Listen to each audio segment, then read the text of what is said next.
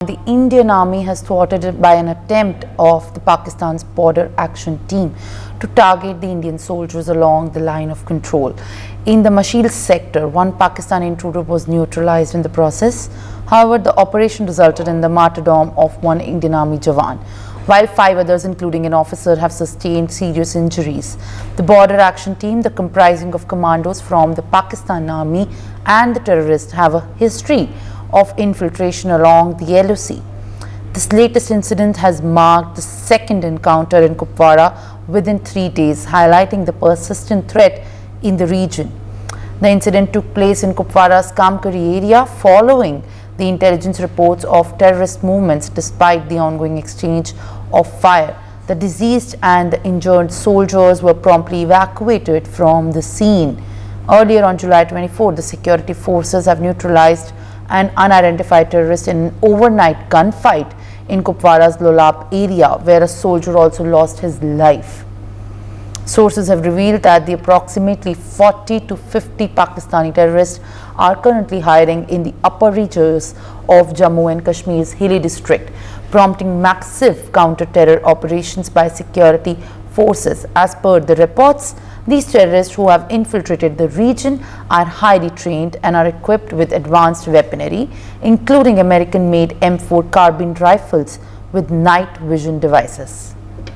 Meanwhile, my colleague Ashik Mir has filed a detailed ground report on the very same.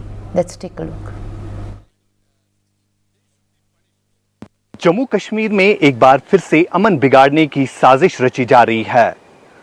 Pakistan के PoK में आतंकी camps में आतंकियों की संख्या काफी बढ़ गई है, जो लगातार बीते कई महीनों से घुसपैठ की कोशिश कर रहे हैं। जम्मू के राजौरी पुंछ की बात करें या कश्मीर के केरन उड़ी की बात करें, लगातार कुपवारा के केरन सेक्टर से घुसपैठ की कोशिशों को सुरक्षा बलों के जवान विफल बना रहे हैं और कई सारे आतंकियों को अभी तक मार गिराया गया है। आज भी मत्सिल सेक्टर में बैट एक्शन टीम यानी बॉर्डर एक्शन टीम, जो कि एसएसडी कमांडोज होते हैं पाकिस्तान आर्मी में, उनकी तरफ से एक हमला किया गया सेना की चौकी पर और इस हमले में सेना के कई जवान गंभीर तौर पर घायल हुए, जिनमें से एक जवान की मौत वाक़ा हो गई और इसके बाद जो है एक आतंकी को भी ढेर किया गया।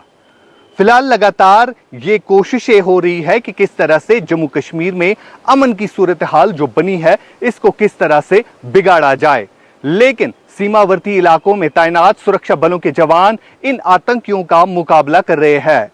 अब साफ तौर पर यह दिख रहा है कि किस तरह से पाकिस्तान और चीन की आर्मी इन आतंकियों को मदद करती है कि किस तरह से आप जम्मू कश्मीर के सीमावर्ती इलाकों से घुसपैठ कर सकते हैं। जब भी इन आतंकियों को ढेर किया जाता है तो इन आतंकियों से आधुनिक हथियार बरामद होते हैं, जो कि पाकिस्तान आर्मी यूज करती है। वही हथियार जो है चाइनीज मेड इन आतंकियों के कब्जे से रिकवर होते हैं और आज भी जम्मू कश्मीर के कई एक इलाकों में सेना की तरफ से कॉम्बिंग ऑपरेशन चलाया जा रहा है।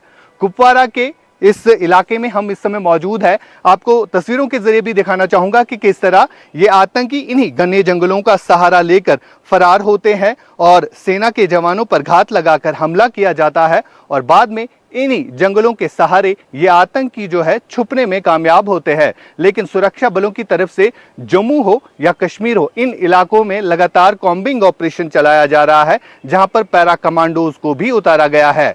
लगातार पाकिस्तान की तरफ से जम्मू कश्मीर में अमन बिगाड़ने की साजिश रची जा रही है, लेकिन जम्मू कश्मीर में जितने भी आतंकी इस समय मौजूद है उनकी संख्या भले ही 50 से 55 हो, लेकिन लगातार इन आतंकियों का मुकाबला जम्मू कश्मीर में सुरक्षा बलों के जवान करते हैं।